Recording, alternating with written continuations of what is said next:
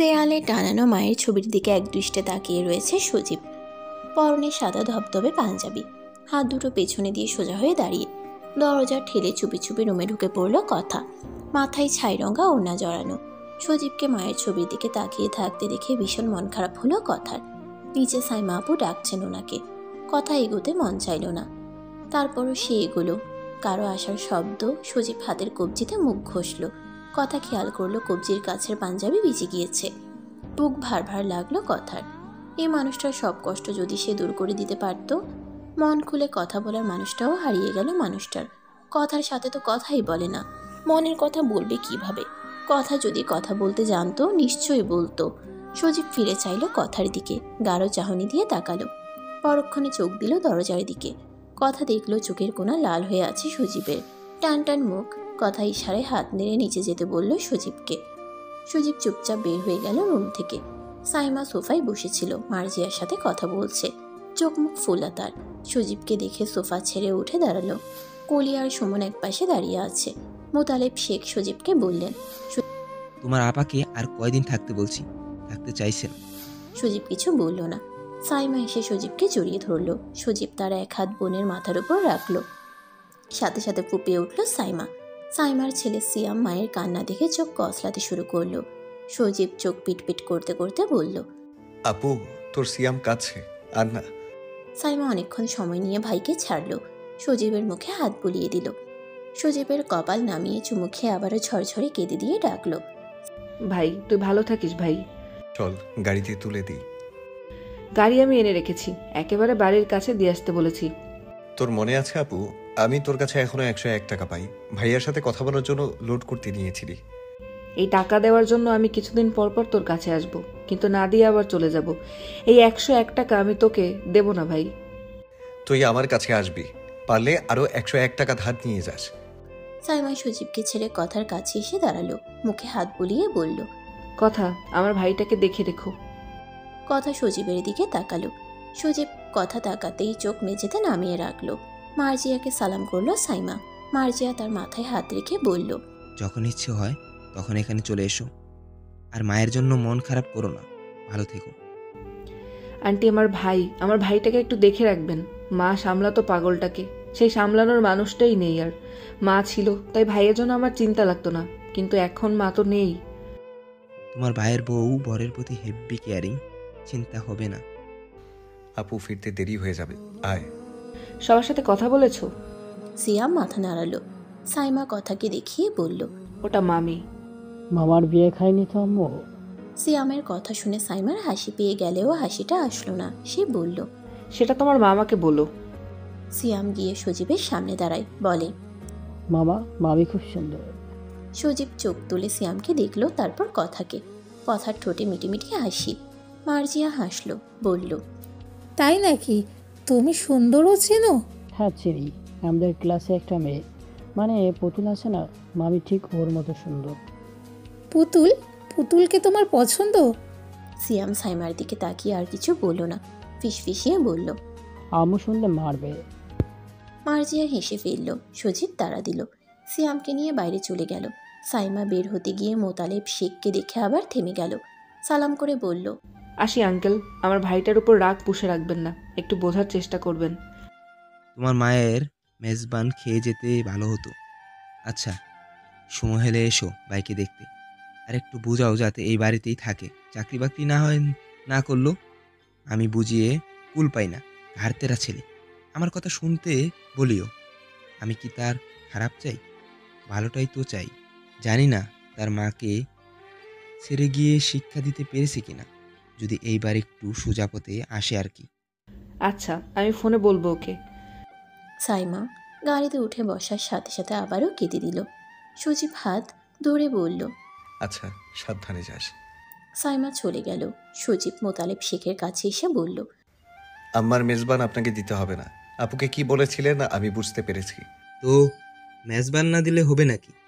আর আমি তোমার মায়ের মেজবান দিচ্ছি না, শুধু আমার বাবা আর দাদা দাদিরও দিব। আর মেজবানের দিন কোথাও যাবে না।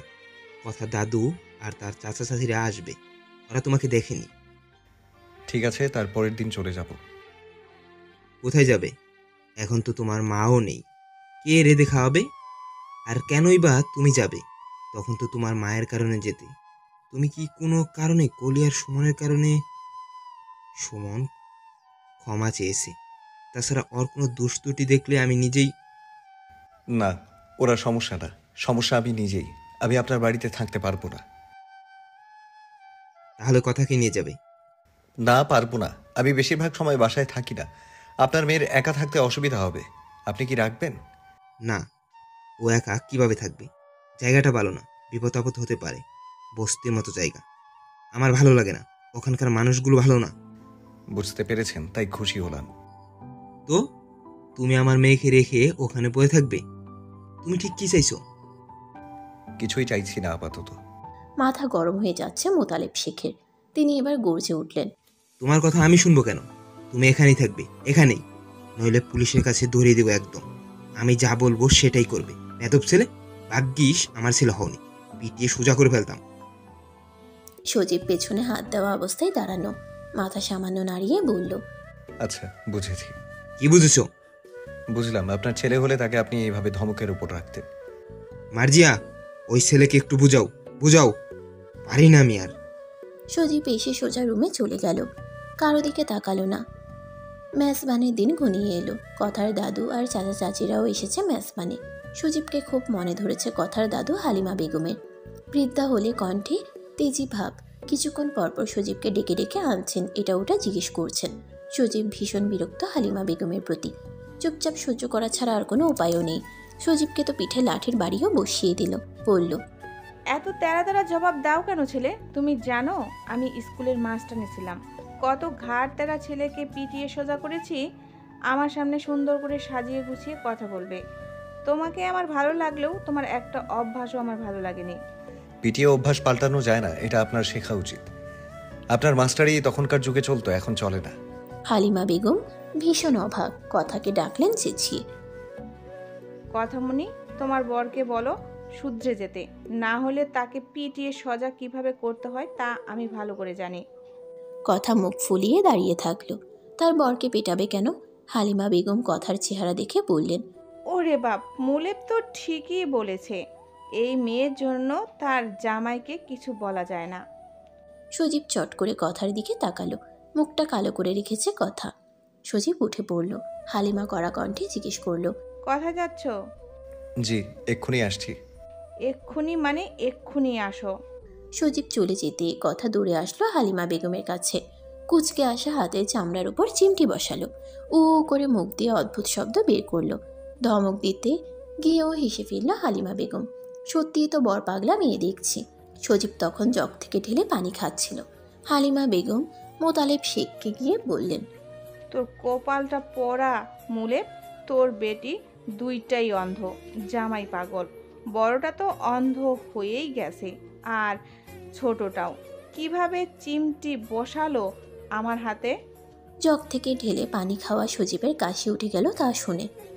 মারিয়া দৌড়ে গেল। কি হয়েছে কি হয়েছে বলতেই হালিমা বেগম বলল, কি আর হবে, খুশিতে কাশি উঠেছে না নাচ জামাই। সজীব এক পলক তাকিয়ে সোজা উপরে উঠে গেল। এই মহিলা কেন তার পিছু লেগেছে আবার? কথার চাচিরা আর চোখে দেখছে সজীবকে। কিছুই নাই এই ছেলের, তাও কেন বড়দা এই ছেলেকে এত পাম্পের উপর রাখে কে জানে। তার উপর ছেলেটার ইগো বেশি। কলির বর সুমনের মতো অত কথাবার্তা বলে না, কেমন ভাবসাপ নিয়ে থাকে সারাক্ষণ। সবাই সুমনের সাথে মিলেমিশে গেল, কিন্তু সজীবের সাথে কথা বলতে গিয়েও গেল না। মার্জিয়া সজীবকে গিয়ে বলল, ওরা কথার চাচি বাবা, সালাম দিয়ে কথাবার্তা বলিও, সবার সাথে মিশলে ভালো লাগবে। জি, বুঝতে পেরেছি। কথার মেজো চাচি নাসমিন বেগম সংকোচ রেখে কথা বলতে আসলো সজীবের সাথে। সজীব হাঁ হুঁ ছাড়া বাড়তি কোনো কথা বলল না। কথার ছোট চাচি নুসরাত বেগম বললেন, জি। নুসরাত বেগম হাঁ করে থাকলেন। কি বলে জি? এই কেমন ছেলে? কথা সজীবের কথা শুনে মিটিমিটি হাসলো পর্দার আড়ালে দাঁড়িয়ে। সবার কাছ থেকে ছাড়া পেয়ে সজীব ছাদে গিয়ে দাঁড়ালো। বুক ভরে শ্বাস নিল। চারপাশে এত এত মানুষ, অথচ কি একা সজীব। খাওয়া দাওয়া চলছে মেজবানের। কিছু ছুঁয়েও দেখতে ইচ্ছে করছে না সজীবের। সব কিছু কেমন যেন বিরক্ত বিরক্ত লাগছে। সব কিছু ছেড়ে ছুড়ে একা বাঁচতে ইচ্ছে করছে। নিজের সাথে কাউকে জড়াতে ইচ্ছে করছে না। তার কাছে কেউ ভালো থাকবে না, কথা তো একদম না। সজীব চায় না কারো পিছুটান হতে, কারো প্রিয়জন হতে। সে খুব করে চায় তার প্রতি কথার বিরক্ত চলে আসুক, কথা নিজ থেকে তাকে দূরে সরিয়ে দিক, চলে যেতে বলুক। কিন্তু আশ্চর্য, মেয়েটা এমন কিছুই বলে না। কখন বলবে, কি করলে বলবে? সজীবের চলে যাওয়া উচিত, বহু বহু দূরে। কিন্তু কথা? সজীবের বন্ধুরা এলো ছাদে, অনেকক্ষণ দাঁড়িয়ে দাঁড়িয়ে কথা বলল তারা। সান্ত্বনা বাণী শোনালো সজীবকে। চিরন্তন সত্যটা আমাদের মেনে নিতে হয়, মানতে হয়। সবাইকেই মৃত্যুর স্বাদ গ্রহণ করতে হবে। সজীবকে খুঁজতে গিয়ে ছাদের দরজার কাছে এসে দাঁড়ালো কথা। লুকিয়ে দেখল সজীবকে। সিগারেটের ধোঁয়া উড়াচ্ছে লোকটা। দু চোখ টলমল করে উঠল কথার। এই লোকটা আবার সিগারেট খাচ্ছে কেন? সিগারেট ফুঁকতে ফুঁকতে সজীব আওড়ালো, সিগারেট খোটা কি সহজেই কারো অপ্রিয় হয়ে যেতে পারে দোস্ত? সিগারেট খোরদের পোড়া ঠোঁটে ঠোঁটে প্রেম লেপটানো থাকে মামা। বলেই হেসে উঠল বন্ধু মহল। বাঁকা হাসলো সজীব। বাজে বাজে অভ্যাসের একটা রুটিন করে দিস তো। কারো প্রিয় হয়ে থাকতে ইচ্ছে করে না, অপ্রিয় হতে ইচ্ছে করছে। এই মায়া জিনিসটা বড্ড খারাপ, ভীষণ জ্বালার, জড়াতে ইচ্ছে করে না আর। কথা কেঁদে উঠে চলে গেল। সজীব সেদিকে তাকিয়ে দীর্ঘশ্বাস ছাড়ল, বলল, দ্বিতীয়বার একই ভুল করতে ইচ্ছে করে না। কথা রুমে গিয়ে দরজা আটকালো। মাথায় দুহাত দিয়ে এলোমেলো সুরে কাঁদল। সজীবের বলা কথাগুলো ভীষণভাবে আঘাত করেছে। কি আশ্চর্য পৃথিবী! কেউ প্রিয় হয়ে ওঠার জন্য করছে লড়াই, আর কেউ প্রিয় হয়েছে তা নিয়ে করে বড়াই। অপ্রিয় হওয়ার লড়াই এমন হয় কেন? দরজা ঠেলে ঢুকলো সজীব। কথা তাড়াতাড়ি চোখ মুছল, স্বাভাবিক হওয়ার চেষ্টা করলো। সজীব কথার দিকে তাকালো, ঘন ঘন নিজের ঠোঁটজোড়া মুছল। আশ্চর্য, এই মেয়ে কাঁদছে কেন? সে কি বলেছে, কি করেছে? তার কি নিজের মতো করে বাঁচতে ইচ্ছে হয় না? সজীব বের হয়েই যাচ্ছিল। কথা দৌড়ে এসে ঝাপটে ধরল তাকে। শাশুড়ি মাকে সে কথা দিয়েছে, সজীবকে সে আগলে রাখবে, ভালো রাখবে, ভালোবাসবে, তার ভালোবাসা আদায় করে নেবে। কথা ছাড়বে না, তাকে ছাড়বে না। সজীব শক্ত হয়ে দাঁড়ানো, শক্ত বুকটাতে মাথা রেখে অজর ধারায় কাঁদল কথা। সজীবের ভাবান্তর হলো না। বুকে পড়ে থাকা মেয়েটাকে তুলে চোখের জল মুছে দিতেও দ্বিরুক্তি, সান্ত্বনা বাণী শোনাতেও আলস্য, হাত দিয়ে ছুঁয়ে দিতেও বারণ। সজীব তার মতোই দাঁড়িয়ে থাকলো। তাকে যে কোনো দুটা সিদ্ধান্ত নিতে হবে। হয়তো এই মেয়ের সাথেই নিজেকে জড়িয়ে নেবে, নয়তো একদিন হুট করে হারিয়ে যাবে, একদম সব কিছু ভুলে। এভাবে চলতে পারে না। অতীত, শীতের সকাল, হাড় কাঁপানো শীতকে ডিঙ্গিয়ে গায়ে খয়েরি রঙের শাল জড়ানো মেয়েটা ঠকঠক করে কাঁপতে এসে পৌঁছালো কলেজের পাশে স্টুডেন্ট কেয়ার কোচিংয়ের সামনে।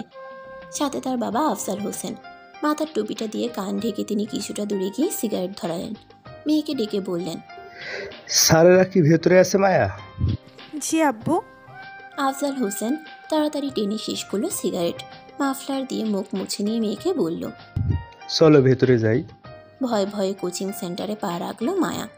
কলেজের পাশের সুনামধন্য এই কোচিং সেন্টারে মেধাবী স্টুডেন্ট এডমিট করানো হয়। টিচাররা দায়িত্ব দিয়ে পড়ায় প্রত্যেক স্টুডেন্টদের।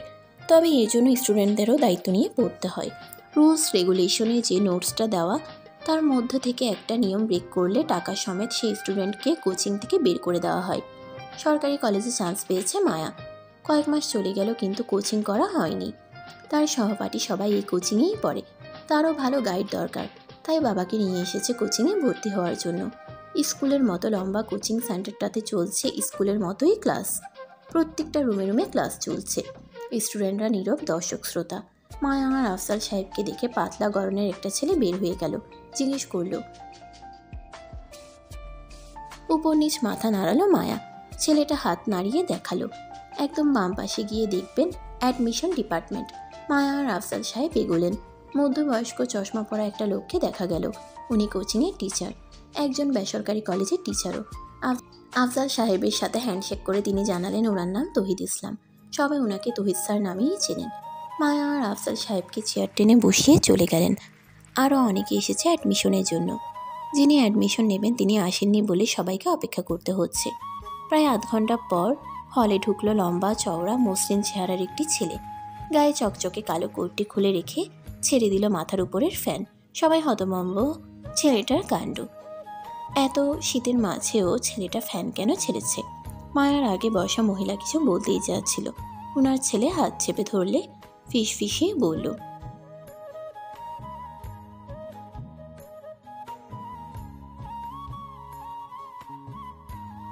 কথা বাইরে গিয়ে বলুন যারা বলতে চান, আর যারা প্রথমে এসেছেন তারা একে একে আসুন। সিরিয়াল মেনটেন করবেন। মায়া তার বাবাকে নিয়ে বসে থাকলো এক কোণে।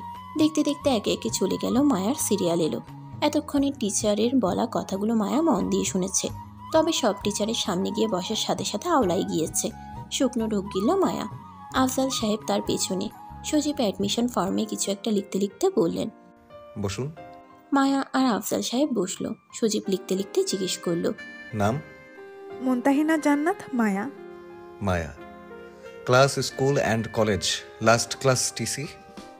জি, ইন্টার ফার্স্ট ইয়ার, পটিয়া সরকারি কলেজ। তারপর টিসি বের করে দিল। সজীব এডমিশন ফর্ম পূরণ করে কলম রেখে সোজা হয়ে বসে সামনে তাকালো। মায়া মাথা নিচু করে বসা ছিল। চোখ তুলে সজীবকে দেখে আবার চোখ নামিয়ে ফেলল। সজীব আফজাল সাহেবকে বলল, এই কোচিং সম্পর্কে কতটুকু জানেন? মেয়ে যতটুকু বলেছে ততটুকু। আচ্ছা। ছ্যাদ করে টান দিয়ে ফর্ম থেকে একটি কাগজ ছিল সজীব।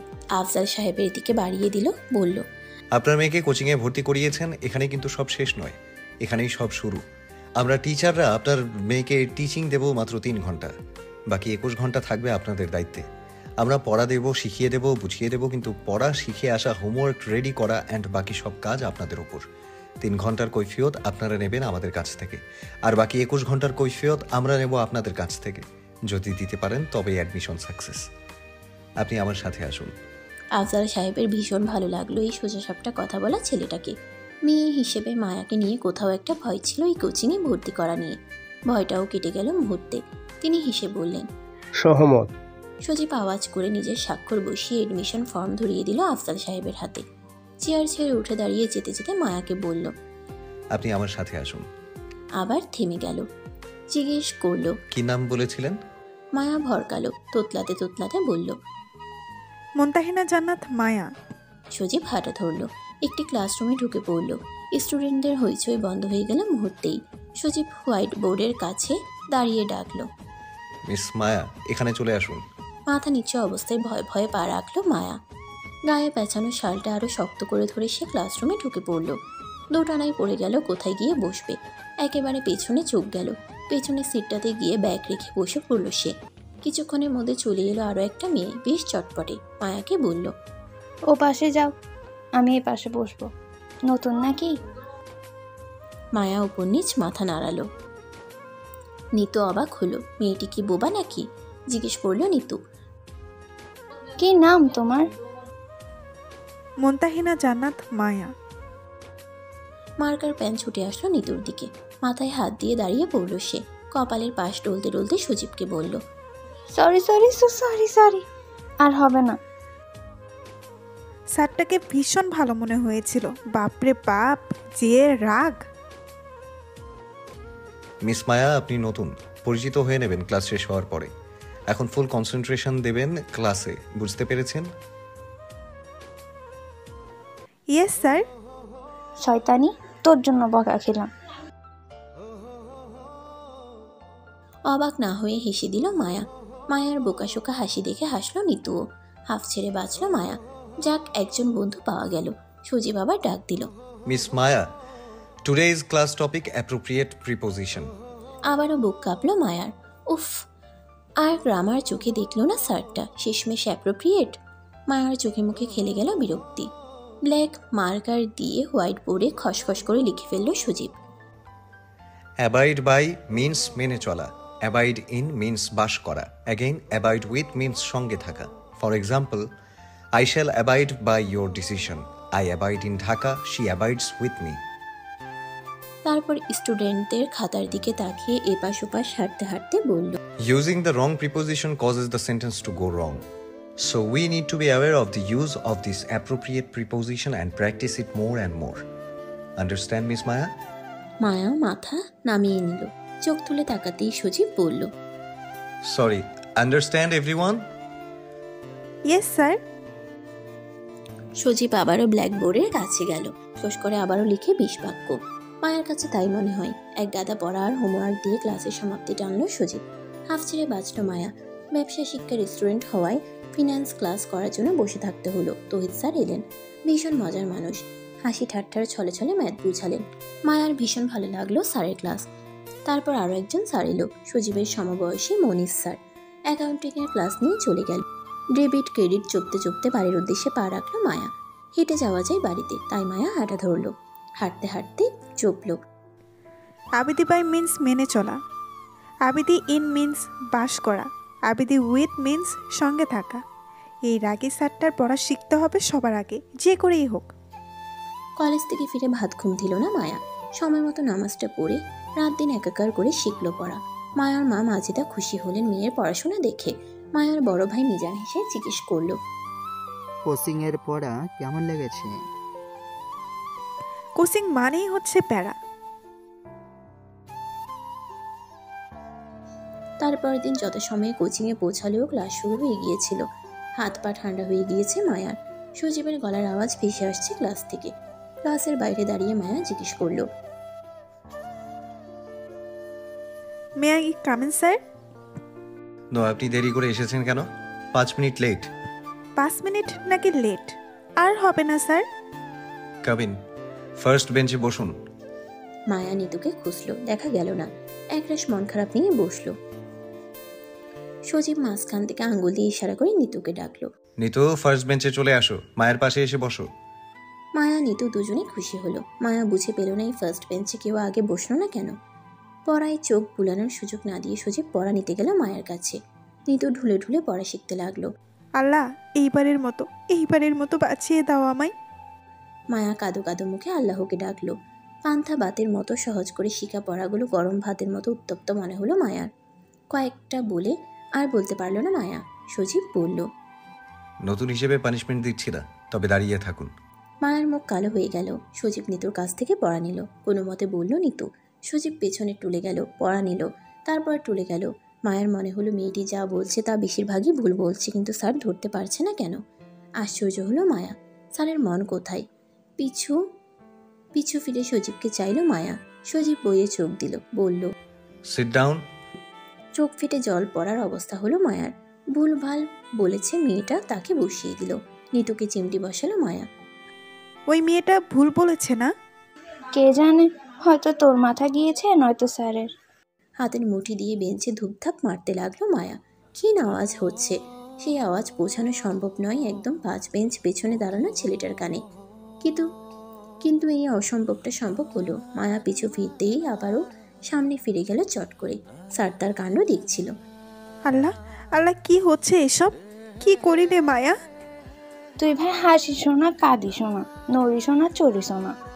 তুই মায়ার ওপর ছায়ার মতো নজর রাখিতেছে আমাদের ইংরেজি মাস্টার। নিতু, কি বিড়বিড় করছিস? স্যার আমাকে বসতে কখন বলবে? পড়া নিয়ে শেষ হোক, তুই বসে গেলে পেছন থেকে কি তোকে দেখা যাবে? মায়া নিতুর মাথায় চাটি মারল। আবার পিছু ফিরে সজীবের চোখ দেখে ভরকে গেল। কাপা কাপা কণ্ঠে বলল, নিতু, স্যার আজকে আমায় মেরেই ফেলবে। তোকে মেরেছি দেখে ফেলেছে। দেখছি রে বোন, কে কারে মারলো। মায়া কিছু বুঝলো না। পড়া দিয়ে চলে গেল সজীব। মায়াকে বুঝতে বলল না, আরও বলে গেল, নেক্সট ক্লাসের স্যার আসা অবধি দাঁড়িয়ে থাকবেন। মায়া ভেতরে ভেতরে ফুঁসলো। অফিসে গিয়ে মার্কার পেন জায়গা মতো রেখে চেয়ারে বসে পড়ল সজীব। উচ্চস্বরে হেসে উঠল নিজে নিজে। আশেপাশের সবাই হতবাক। মনির বলল, তোর কি মাথা গেছে ভাই? কিছুই হয়নি তো, তোদের জন্য কি হাসতেও পারবো না? আশ্চর্য। সজীব বের হয়ে গেল অফিস থেকে। পকেটে ফোন রেখে অফিস থেকে বের হতেই কানে এসে বাজলো, তুই দেখিস নি তো, এই কোচিংয়ে আমি আর পড়বো না। কোনো মতে 1 মাস পরে পল্টি দেব। মাথা খারাপ হয়ে গেল আজ। স্যার আমার সাথে অন্যায় করলো। গলা খাকারি দিল সজীব। মায়া সেখানে দাঁড়িয়ে পড়ল। চোখ দুটো বড় বড় হয়ে গেছে, হাত পা কাঁপছে, গলা শুকিয়ে এসেছে। কিন্তু লাগালো এক দৌড়। আমার দেরি হয়ে যাচ্ছে, তুই আয়। মায়া নজ্জানো হয়ে দাঁড়িয়ে রইল। পায়ে নখ দিয়ে জুতো খুঁটছে। সজীব বলল, পানিশমেন্ট বরং কাল দেই। মায়া হক চকিয়ে তাকালো, আবারও চোখ নামিয়ে ফেলল। মিনমিন করে বলল, সরি স্যার, আসলে। সরিতে কাজ হবে না, পানিশমেন্ট চলবে কাল। মায়া দাঁড়িয়েই থাকলো। সজীব চলে গেল। ঠোঁটের কোনায় মৃদু হাসির ছটা। বর্তমান সজীব আর কথাকে একসাথে ছাদ থেকে নামতে দেখল হালিমা বেগম। হামানদিস্তায় পান ধুকে চামচ করে তা গালের ভেতর দিয়ে তিনি ডাকলেন, এই ছোট নাচ জামাই, এখানে আসো, আমার পাশে এসে বসো। সজীব কথার দিকে ফিরে তাকালো। কথা সরে গেল। সুমন বসে রয়েছে হালিমা বেগমের অপর পাশে। সজীব গিয়ে হালিমা বেগমের পাশে গিয়ে বসলো, দৃষ্টি মেঝেতে।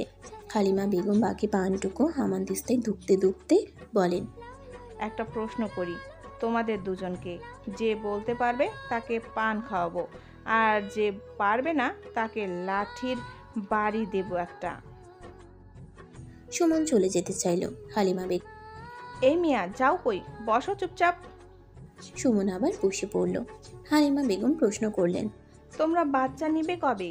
এই বাড়িতে কি বাচ্চা কাচ্চা আসবে না? সুমন কেসে উঠল। খুব খুব করে কাঁচতে কাঁচতে সে বলল, আমার একটা লাঠির বাড়ি দেন, আমি চলে যাই। মোতালেব শেখ ঠোঁট টিপে হাসলেন। সুমন লাঠির বাড়ি খেয়ে পালালো। হালিমা বেগম সজীবের দিকে তাকালেন। তুমি কবে নিবা? সজীব নিচু করা মাথা উপরে তুলল না আর। ছি, এসব কেমন কথা? হালিমা বেগম লাঠি খুঁজলেন মারার জন্য, কিন্তু খুঁজে পেলেন না। কথা লাঠি দেখিয়ে হালিমা বেগমকে ইশারায় বুঝালো, লাঠি দিয়ে তোমাকে একটা দেব, কেমন লাগে তারপর বুঝবে। ওরে আমার জামাই দরদি রে, লাঠি নিচস তাই কি হয়েছে? আমি ওর কান ধরতে পারি না? কথা দৌড়ে এলো। সজীবের হাত টানতে লাগলো। সজীব উঠে গেল। সজীবকে নিয়ে যেতে যেতে কথা মুখ ভাঙালো হালিমা বেগমকে। হালিমা বেগম হাসলেন শুধু।